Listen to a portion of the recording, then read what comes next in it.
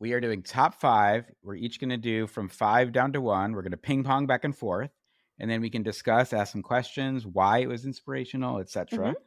And then we're going to do a little bit of a bonus book at the end that we'll tell you about after. So with that, Avery, what is book number 5 for you?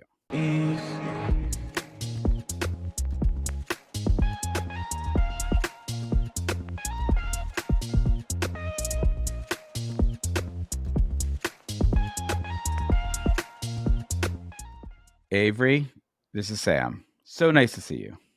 Sam, I'm so excited for today's pod because we're mixing it up today. We're definitely mixing it up. First of all, what location are you at? Because, like, as always, I'm so crush worthy of your backgrounds, and it feels like you're in an amazing part of the world right now. I am actually in Utah right now, a place that I would love to host you. Maybe we should do a little Gen C from Utah. Not sure. Actually, you know what? Salt Lake has a very interesting climate around innovation, and it's a place I'm going to be spending more time. So there's a little sneak peek to our Gen C listeners. Ooh. All right, guys, get the private plane going. Avery, I'm very excited for this episode because last week in our episode with Vanessa from Visa, she and I did a little bit of back and forth on this book called Being Digital by Nicholas Negroponte, which was someone she studied with at MIT. Incredible. And was a formative book for me in my youth. And so then we started to talk and say, hey, what are the books that have been formative in our careers? And I think that inspired you and I, correct me if I'm wrong, to say maybe we need not to do a book club. Those have been done. But let's do a little top 5 list of what are the 5 books that have inspired us, that have helped us be who we are from a work perspective, help shape our thinking.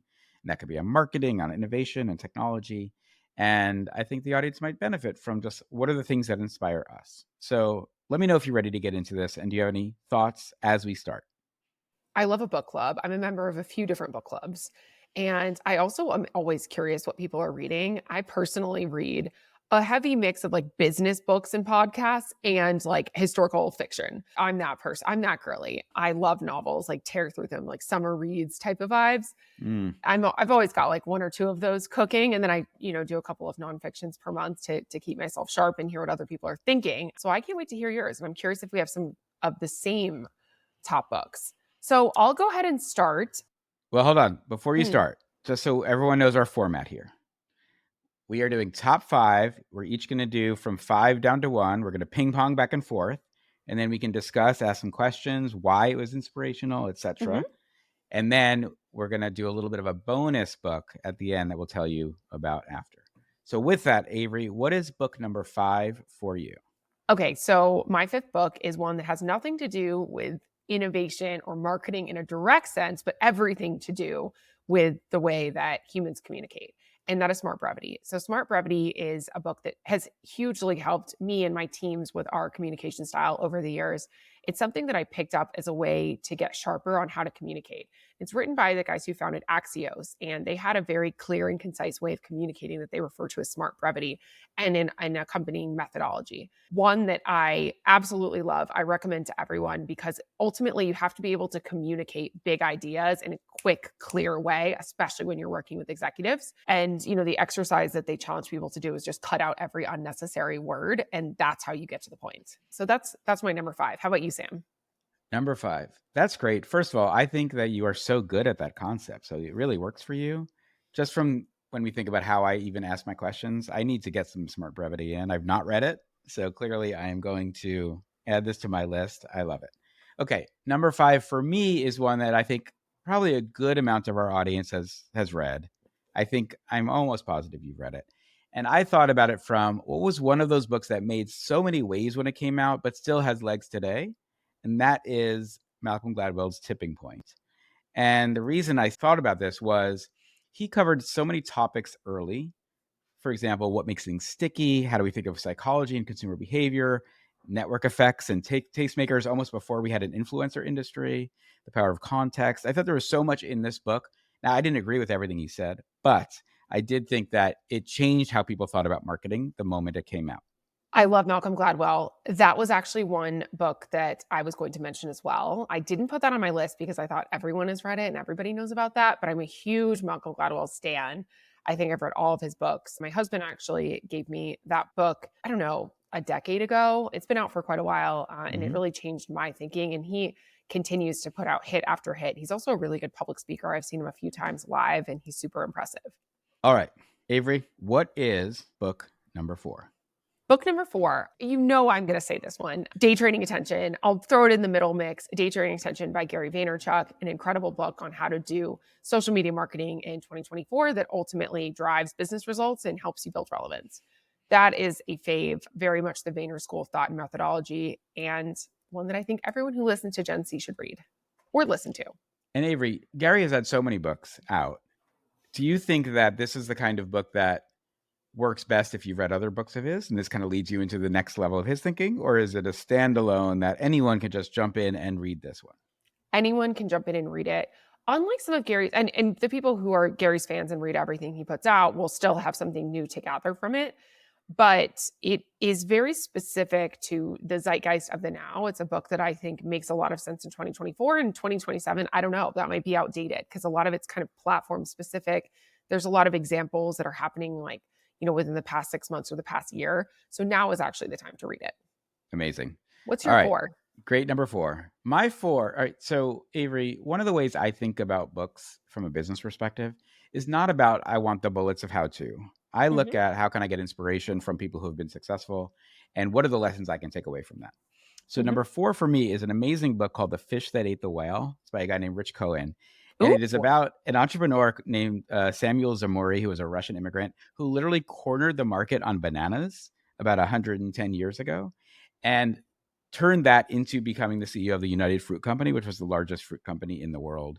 And what's really interesting about this is it shows the entrepreneur spirit in such a pure way and someone who was relentlessly focused on building his business and his brand through exploiting opportunities that others were not taking. He was just the one who was willing to go. And the little anecdote that'll get you into this book is that he started to buy up all the bananas that people were throwing out because they started to have brown spots on them. And he then would literally go down train lines. He would collect all these bananas and then he would resell them to restaurants who didn't need it to look good, but needed bananas for their food. And so he took what was someone's trash and turned that into a way to build a business. And from there, literally goes on to become the largest fruit company in the world. So many nuggets in this. The Fish That Ate the Whale are must read. Ooh, I haven't read that one, so I will be adding that to my summer reading list. Fantastic. Avery, book number 3. Book number 3 is one that directly relates to innovation and was one when I've read several times over the last few years. It's called Super Intelligent by Nick Bostrom, who is Great a book. philosopher. It is a great book and it talks a lot about sort of the opportunities and it came out in 2014, so quite a while ago. When I first read it, I got it as a gift from one of my super smart friends who was like, you should read this. It's all about AI and how computers are getting really smart. And I was like, at the time, this was not a big part of my consciousness. And I read it and it got me really interested in AI. So Super Intelligence dives into the possibilities and potentials of AI and also talks a lot about like the risks of computers knowing more than humans. And I think it kind of kicked off this the first time I read it, I don't think I really understood it. But I was fascinated by it. And then I read it again, I don't know, in like 2020. And then I read it again last year. And I'm like, oh my God, a lot of this stuff is actually really coming to life. So that is a book that I would recommend folks who are interested in AI and who don't mind it's like a heavy book. It's not a quick flip page turner. So if you are open to those types of reads, I would recommend. I'm going to second that book, by the way. It is a game changer. Definitely one that everyone here should read, and especially on the idea of innovation in the future. So, +1 on that. All right. My book number 3 is probably the oldest we'll find on the list. Ooh. This came out in 1928. And I did used to teach this book in this class I taught for about 7 years. It is called Propaganda by Edward Bernays. For anyone who doesn't know Edward Great one. Bernays, he is the godfather of public relations, really created the industry. Now, this is a very challenging book. It's short, so it's not challenging to read. What's challenging about it is he very much talks about the idea of manipulation of the masses, the engineering of consent, how sort of the invisible government, how people really need to be controlled. And so he even said, this idea that the sort of complexities of modern life overwhelm the average citizen. And so therefore, the more that we as marketers or governments can help make easy decisions and help them like make their decision making easier, the more we actually have the opportunity to sell them everything. And Bernays was the person who was selling Ivory soap back when soap became a big thing, or Lucky Strike cigarettes when those became a big thing. He Mm-hmm. really is someone who has probably influenced advertising and marketing culture more than almost anybody. So I Edward agree. Bernays' Propaganda, to me, an absolute must read for anyone in our industry. Yeah, I love that. I'm going to follow up with also an old book. I think it came out in 1990, and this is a controversial one in The Walls of Vayner, but I recommend everyone reads it. It was given to me and the entire agency team when we onboarded a large CPG client, and this is Laws of Growth by Mm. Byron Sharp. Laws of Growth is a fascinating book that has been read and internalized by almost every CPG marketer. And I think the reason I suggest this is because I think it's important to understand historical context.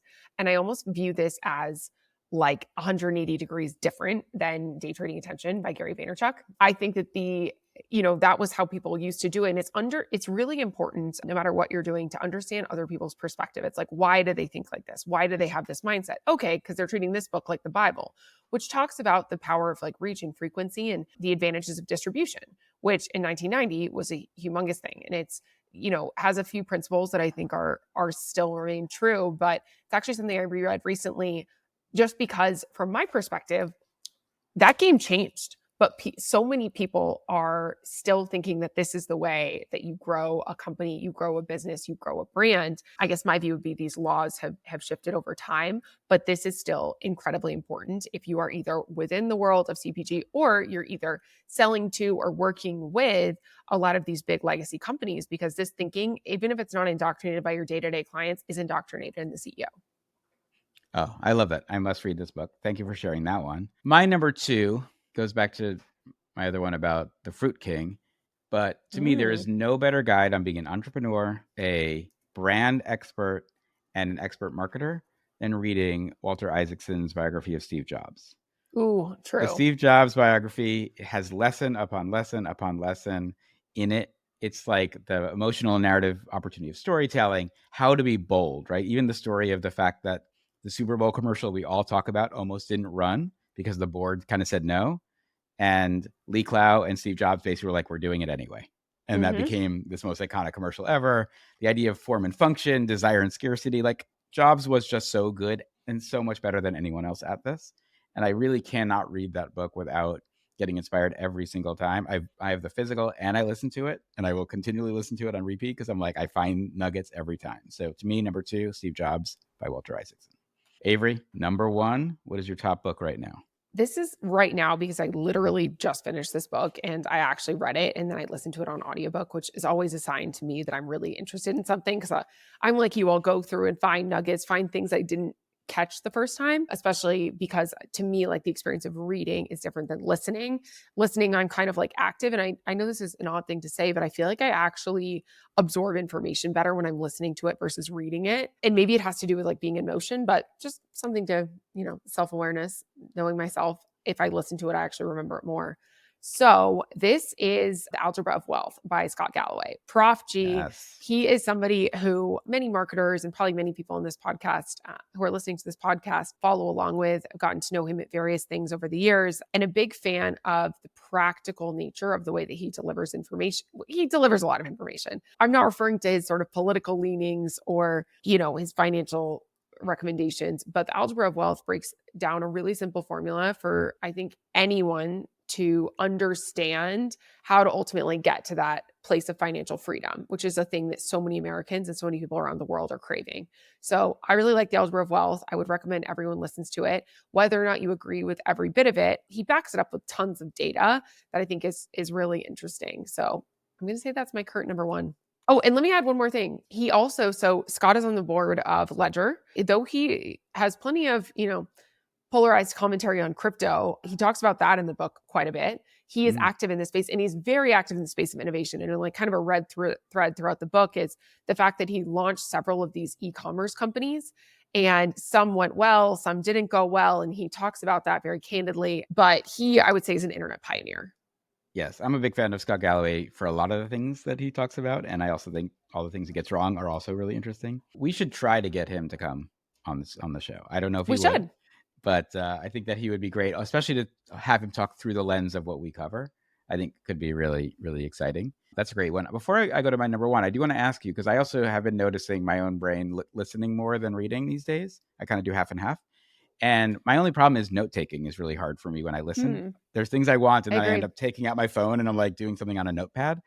Have you found any way to like clip and save and make that work for you in like Audible or no? No, there is, I think they do have like a highlighting functionality. And sometimes I will like, hit the transcribe whatever button and then take a screenshot. That's another Mm. way I like trigger memories or almost like my to-do list of this was really good. Let me remember this piece. All right, I need to, yeah. So one thing I keep thinking about is I want to figure out ways to do more notes when I listen. All right, my number one, that was a fantastic one, by the way. My number one is probably the first book I read when I opened my agency, which was, Ooh. I was a youngin'. And again, was very, very influential. And I've recently read it again. I still think it's almost as influential for me now. And that is the classic Ogilvy on Advertising by David Mm, Ogilvy. that's a great one. A fantastic book. And for me, it was like the idea about the small details make a big difference when you're doing creative, and how like the good creatives zig when others zag. And by doing like getting inside and understanding the little details, it can often beget the biggest campaigns. I think a lot about the Volkswagen stuff that they used to do. Also, he talks so much about the power of copy. And I think we are just going to such a image driven world even more than ever. But like a line, I mean, we're recording this after the DNC, second night of the DNC, and I just keep thinking back to like lines Michelle Obama had in Hmm. her speech, and just how powerful the writing is of it, and Right. just I'm just a big fan of copy because that's always been my world as well. So Ogilvy on Advertising, again, an easy read, pretty short, but there's so much good stuff in there that I think it is an essential read for anyone in the business that we're in. All right, Avery. Bonus is I challenged you and myself to say, let's take a work of fiction instead of nonfiction. And ideally, what has we learned in maybe a book of fiction that we read that has also inspired us? I also mentioned that you can use Harry Potter and the Order of the Phoenix if you want, Yes. but I don't assume that's the one you chose. But what is the fiction book that has inspired you most recently? I think this is fiction. It's honestly like I need to double check. You can fact check me on this, but I don't know if you've read Tribe. Sam, this is a book that my husband actually also recommended to me. It's all about belonging and about this idea of humans originally sort of belonging to groups and now moving to this like very individualist society. I think it's like in the mix. It might be nonfiction. So I do think everyone should read that. So my favorite purely fictional, squarely fictional book has to be Breakfast at Tiffany's. This is a book that I've come back to time and time again because I love it. And every time I read it, I get something different. It's a book that first made me fall in love with the city of New York, even before I'd ever been there. And it just sort of glamorized that era in such a fun way. Glamorized like freedom and at the time, some of these characters that were introduced seemed very exotic. Like the fact that there was a Chinese neighbor, like at the time seemed exotic, right? And now it's like, of course, that's so normal and commonplace in the world. Has shifted so much since that movie came out, but that's a favorite. All right. Sorry, So, that's two. One was like kind of between fiction and nonfiction. yes, when our producer fact checked you and said it is creative nonfiction, Okay, is it is Tribe. creative. Yeah, there we go. So, there you go. It's not purely like fact based. Like there's bits of both. Right. Perfect. And then Breakfast at Tiffany's, also the style, the like language, the ethos of the time. There is no better book than Breakfast at Tiffany's.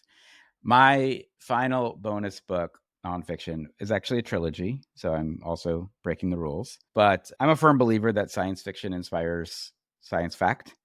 And we've talked about that, I think, on the show a couple of times. William Gibson, who's probably one of my favorite more sci-fi cyberpunk writers, wrote a trilogy of books which include Pattern Recognition, Spook Country, and Zero History. It's a trilogy called the Big End Trilogy. And I remember when I read it, what was inspiring to me is the first one really covers the idea of viral video before viral video was a thing. The second one focuses on AR and locative info and art before that was really a thing.